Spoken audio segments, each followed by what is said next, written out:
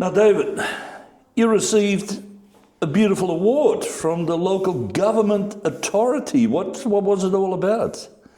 Recognition of length of service was the ideal way. It was actually the second award that I received from the local government association. I got one earlier on when I had been the warden or mayor for a period of time. Yeah, well, when did council start for you? And you remember what year? Look, I don't have the exact list in front of me. It was around 1982, early 1980s. And first as a councillor? First as a councillor? Exactly. It didn't really involve much of a commitment beyond reading the business paper, coming along and trying to make a contribution. I guess I used to get a lift down to work with Peter, who was the warden at the time, just from Manana, just to the north of me. And we'd discuss the problems he was facing, and it was a nice evening out, and it was all fairly casual, really. Yeah. But what made you decide to join council? Well, in those days, I think we were still working on a ward system. There were 3 wards, and we had representatives from each ward, you see. And a shortage occurred, and Peter had a bit of a crisis at home with the farm work.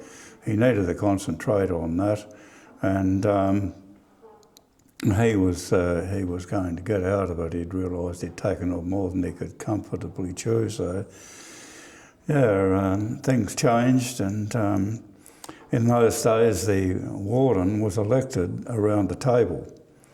There was no separate mayoral election, as there is now, and at the time everyone sort of tried to move backwards, and I was a bit slow. Isn't that sort of common in a small community even today? People like to step back and leave it to somebody else? Or? Yes. But I could see things that I could do. I was not aware at the time of just how much would need doing, and I had read some of the stuff, the material, if you like, that the government was coming out about needing to expand the role of councils and make them more responsible.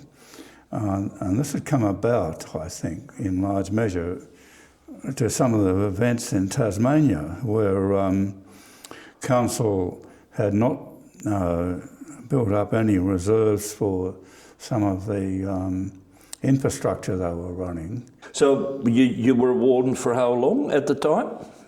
Remember? It was some 3.5, 4 years, about that length of time.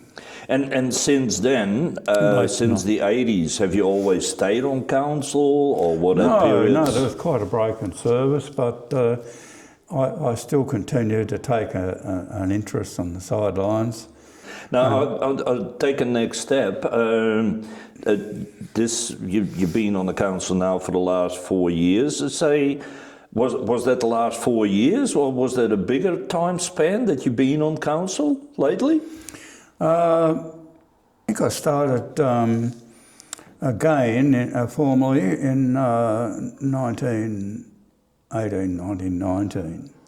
I took over by recount when I think it was Jim Cooper who resigned. Mm-hmm.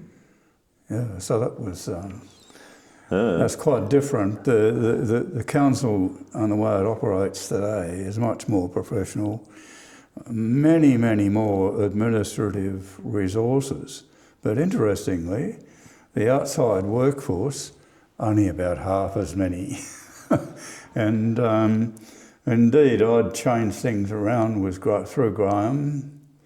When I took over in very late '87, there were actually 6 people employed on the council outside staff under the glorious title of stonebreakers. And their job was to walk up the roads with large hammers and smash up the big rocks. Well, that's a different job. Well, you already mentioned it a little bit, so you reckon, yeah, I'm sure a lot has changed, say, the first time when you were councillor and warden, and today, 2026.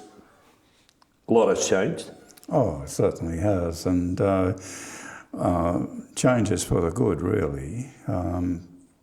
It was very difficult for the council to handle large projects that were presented to us. We just didn't have trained people to know how to handle it, and we had to appeal to the government for assistance. Oh, I can imagine. We had a German guy, Henry Blocker, who approached us in the early days.